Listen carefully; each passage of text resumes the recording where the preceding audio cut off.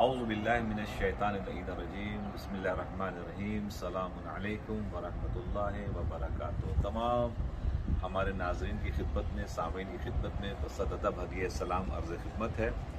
आज 17 रमज़ान मुबारक है और इस 17 रमज़ान मुबारक में बहुत बड़ी खुशी परवरदिगार आलम ने कायनात को इनायत की थी। जंग बदर की खुशी, और ये जंग बदर की खुशी इतनी ज़बरदस्त है कि हर साल 17 रमज़ान को परवरदिगार आलम तोहफ़ा इनायत फरमाना चाहता है इस कायनात में कि यफ़रहून अल मुमिनीन का लफ्ज़ इस्तेमाल करके कहा कि हम मुमिनीन को खुश करना चाहते हैं। तो अगर परवरदिगार आलम मुमिनीन को खुश करने की मुजदा दे रहा है तो ये बहुत बड़ी बात है। तो लिहाजा हम एक दूसरे को खुशी बांटें, गम ना बांटें, क्योंकि ये जिन अय्याम से हम गुजर रहे हैं, इस अय्याम में पैंडेमिक का दौर चल रहा है। इस पैंडेमिक के दौर में हमारा हिस्सा किसी को खुश करने के लिए, किसी को उम्मीदवार करने के लिए, किसी को गम से दूर करने के लिए, जिस एतबार से भी आप कर सकते, दान दिरहम या सुखन कदम, आपका हिस्सा कुछ न कुछ होना चाहिए इसमें। तो आइए हम अपना हिस्सा, अल्हम्दुलिल्लाह, चूंकि मैंने गुज़िश्ता साल भी कुछ क्लिप बनाई थी, इस सिलसिले में लोगों ने ख्वाहिश जाहिर की कि मौलाना इस टाइप की कुछ हमें ज़रूरत है क्लिप्स थी कि जिससे लोगों को उम्मीद मिले। मैं जब बीच में भी हिंदुस्तान गया था तो मैंने जो कब्रिस्तान के जो इंचार्ज थे उनसे पूछा, भाई ये कोरोना की मौत जो पहला वेव था उसमें कितने अपने आए होंगे रहमताबाद में? तो कहा कि तकरीबन 100 का आंकड़ा नहीं गया, यानी कि 100 से नीचे ही थे। हमने कहा कि उसमें मरने वाले सब कोरोना के थे? कहा कि हंसे और हंसने के बाद कहने के तकरीबन समझ लीजिए कि 90% जो थे वो कोरोना के नहीं थे, कोरोना के बोल के दफन किए गए। हमने कहा क्यों? कहने लगे इसलिए कि चूंकि लोग डर गए थे, खौफ से मर गए थे।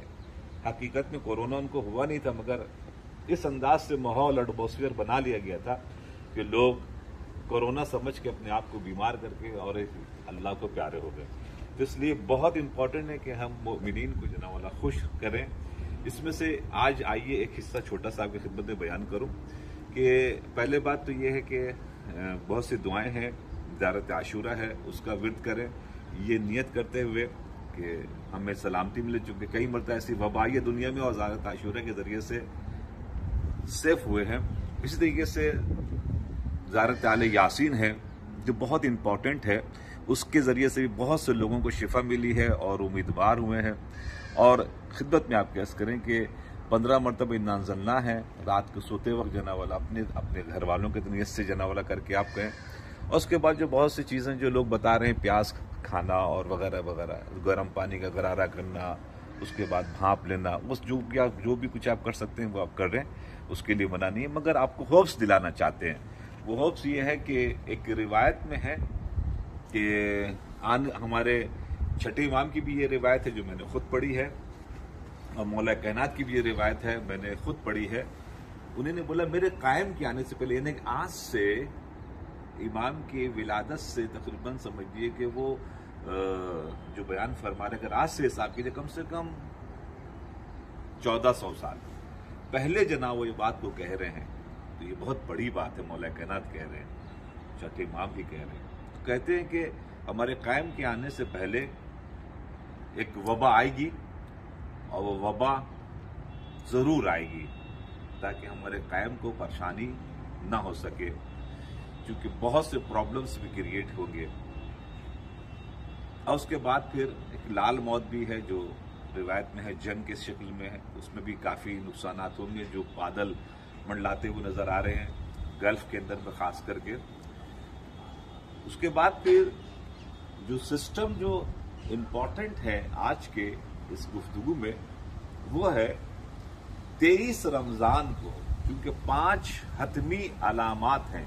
उन 5 हतमी अलामात में से सिर्फ एक अलामत के ऊपर मैं आपको मुतवज्जे कराना चाहता हूं कि उन 5 में से वो ये है कि सदाए आसमानी, आसमान से सदा, ये हतमी आना जरूरी है। और वो कब आएगी? 23 रमज़ान को आएगी। उन 5 में से एक 23 रमज़ान की सुबह जिस वक्त आप शब कद्र के अमाल करके बाहर निकलेंगे या निकलेंगी आप, तो आसमान से एक आवाज आएगी, जिब्रील की आवाज होगी, उसका आना बहुत जरूरी है। बस वहीं से जो आवाज आई, वो आवाज क्या होगी वो आवाज जिब्रील अमी की होगी सुबह सुबह, चूंकि दो आवाज आने वाली है, एक सुबह और एक आफ्टरनून में। सुबह जिब्रील की आवाज आएगी जिसमें वो कहेंगे कि अल हक़ मअल अली वशियतुहुमुल फाइज़ून, हक अली के साथ है और उनके जो चाहने वाले, उनके जो पैरोकार शिया हैं, सिर्फ वही कामयाब है।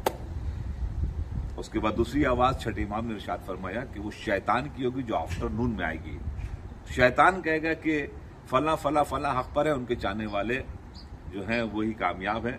छठे इमाम ने कहा कि बहुत से लोग बहक जाएंगे जिनको ये रिवायत पता नहीं होगी, जो रिवायत अभी आपकी खिदमत में मैंने बयान की है, बहुत इंपॉर्टेंट है। तो 23 रमजान की ये जो आवाज है, जो सदा है, सदा आसमानी, ये हतमी है। और जब 23 रमजान को ये आवाज आ गई, खुदा करे कि यही आवाज आ जाए, तो ये कहते हैं ये रोज रोज का किस्सा तमाम हो जाए, खुदा करे कि ज़ुहूर इमाम हो जाए। बस जैसी ये आवाज आ गई, समझ लीजिए उसके बाद से फिर इमाम के ज़ुहूर में चंद महीने सिर्फ बाकी रह जाएंगे। उस वक्त इमाम की काफी मुलाकातें शुरू हो जाएंगी, कुछ मखसूस लोगों की जिनसे इमाम मिल रहे होंगे। तो जो आसार नजर आ रहे हैं, जो हालात नजर आ रहे हैं, जो एटमॉस्फेयर नजर आ रहे हैं, खुदा करे कि वो यही साल हो। वो तो अल्लाह ही को मालूम है, पता है, मगर जो हालात नजर आ रहे हैं उस हालात से समझ में आ रहे हैं कि वो यही साल है। तो जब इतना बड़ा मरहला कुछ होने वाला होता है तो बीच में कुछ ना कुछ ब्रिज जरूर आता है। ये इम्तिहानात की घड़ी जो गुजर रही है, कोरोना वगैरह के मसाइल को आप पॉजिटिव लें, एक दूसरे की उम्मीद दें कि हमारे इमाम आने से पहले ये होना जरूरी था, जिसकी बुनियाद के ऊपर आपको अपने आप को मजबूत रखना है, अपने आप को मुहकम रखना, ताकि इमाम के ज़ुहूर के वक्त आप कुछ कर सकें, इमाम का साथ दे सकें, इमाम के लश्कर में शामिल हो सकें। अगर अभी से हार गए या हार गई तो फिर इमाम के लश्कर में कैसे जाएंगे। तो लिहाजा ये तो होना ही था, क्योंकि मौला कायनात ने फरमाया, छठे इमाम ने फरमाया, उनके आने से पहले कुछ सफाई है, कुछ सफाई है। अब मैं और आगे नहीं खोल के बोल सकता, खाली इतना ही समझिए सफाई है। उसके बाद फिर इमाम का आना है। अगर ये सब सफाई नहीं होती तो इमाम को बहुत प्रॉब्लम होता भी आने के बाद, चूंकि ये बहुत जरूरी था। तो ये खिदमत में आप कैसे करें कि आज चूंकि 17 रमजान है और इंशाल्लाह अगर आप देखेंगे तो ये अल्लाह ने वादा किया कि जो हमसे मांगना है मांग लो। तो आज दुआ का भी दिन है, अभी दिन बदला नहीं है। यहाँ पर अभी मिसाल के तौर पर 5 बजने वाले हैं, 5 बजे हैं तकरीबन, इसलिए आज के एतबार से दुआ करने, 17 दुआओं के कबूल होने का दिन है कि जिन परवरदिगार ने कहता हमने मोमिनीन को खुश किया, तो अब कोई मायूस नहीं जाएगा। तो इंशाअल्लाह जहां भी रहे खुश रहें, आबाद रहे, शाद रहे और एक दूसरे का ख्याल रखें, खुशी बांटें, खुशी मिलेगी। Thank you. अस्सलाम वालेकुम वरहमतुल्लाहि वबरकातुहू।